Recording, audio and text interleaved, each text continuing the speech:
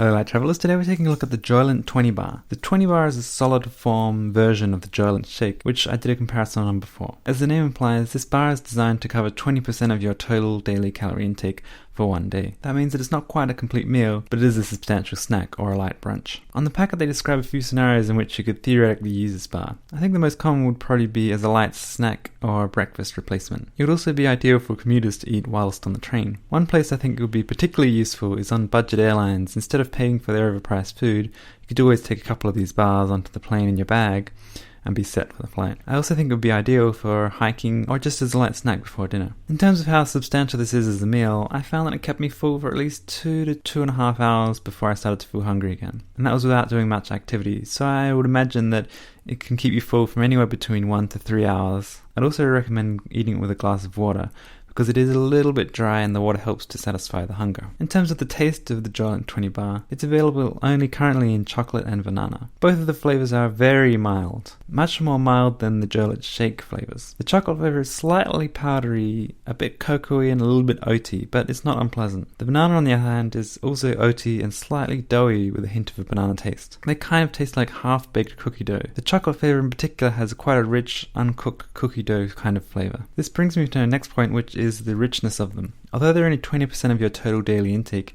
they're probably best eaten slowly.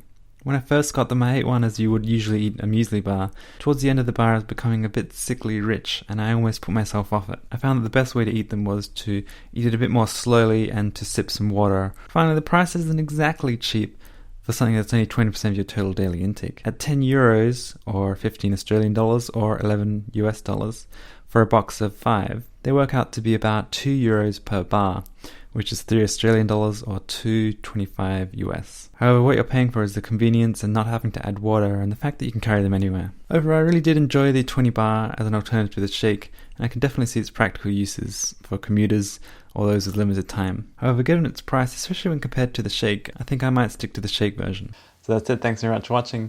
Be sure to let me know in the comments which of the flavours that you'd prefer to try, the chocolate or the banana. And be sure to tune in next week for the next video.